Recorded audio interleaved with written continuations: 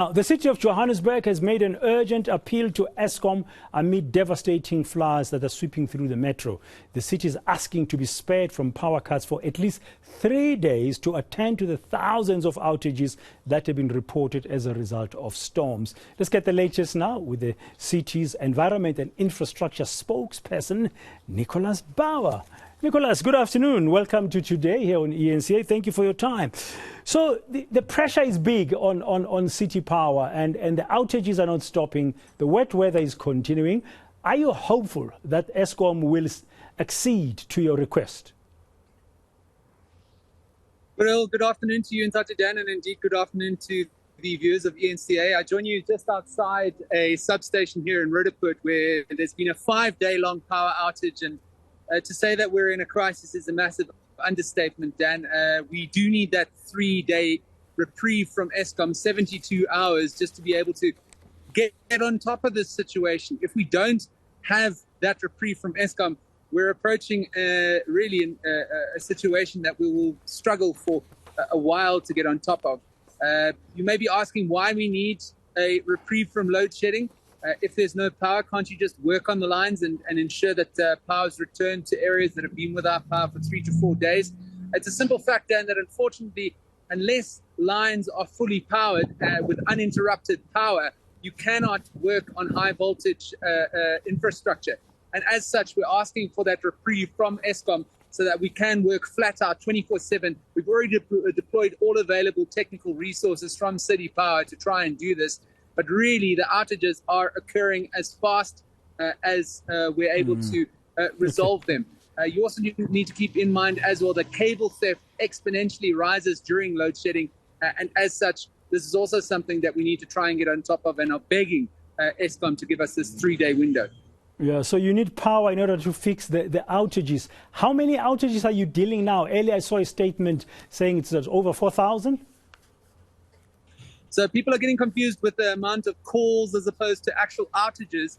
That close to 4,000 number is the number of logged calls that City Power is dealing with. But as you can imagine, there may be several calls on one street with several households, or indeed maybe several calls from one complex or one township dealing with one particular outage problem. But Dan, what we're dealing with now is a moving target of around about 1,000 outages that City Power is trying to deal with. And we're not able to make serious progress on that backlog and bring this down to several hundred thousand, or rather several hundred outages, as opposed to a moving target of 1,000 if we don't have uninterrupted power. It's really just as simple as that.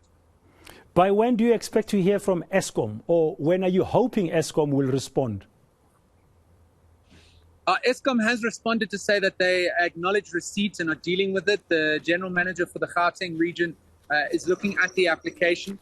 There's some sort of hints that perhaps will be dropped down a couple of levels of load shedding as opposed to just being completely given a reprieve. But Dan, really, you have to look at the facts here. Johannesburg is the economic epicenter of South Africa.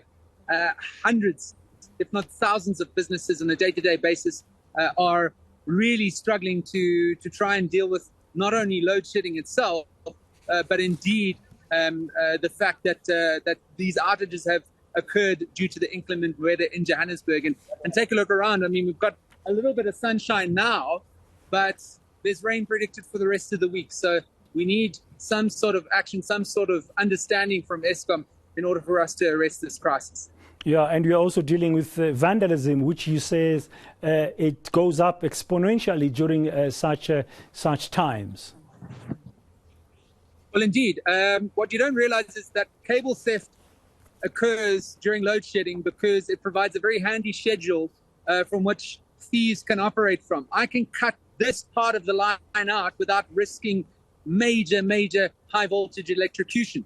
And now beyond that, beyond the vandalism and cable theft as well, Dan, our technicians at City Power are coming under attack from thugs that are mugging them, that are robbing them, that are assaulting them when they're trying to go into communities and restore power. City Power is not policing.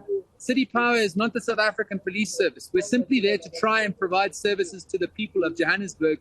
And we're pleading with communities, try and protect the technicians that come out and ensure as well that if you see any suspicious activity whatsoever, with regards to cable theft, report this to City Power, report this to the JMPD, report this to the South African Police Service, because the situation will only go from bad to worse if we're not able to rely on the support and partnerships from the people of Johannesburg as well, Dan.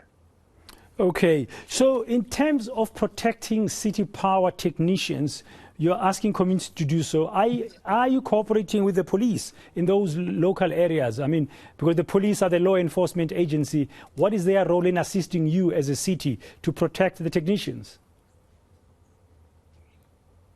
Well, as you can imagine, Dan, I mean, there's the high levels of crime, not only here in Johannesburg, but indeed the rest of the country. The South African Police Service, I should imagine, is very thinly stretched as well.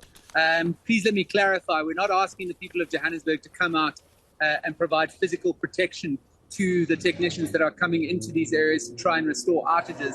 What I'm trying to say is please remain vigilant. Please remain the eyes and ears of City Power and also report any suspicious activity, report any activity as well that leads to technicians needing to pull out of particular areas, as we've already seen in Jeppe Town as well. We've made an impassioned plea not only to the South African Police Service, but indeed also working hand in glove with the Johannesburg Metropolitan Police Department to try and ensure that our technicians are protected and can go about actually doing the technical work of restoring power.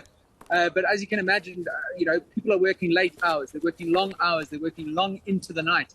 And opportunism among criminals is rife.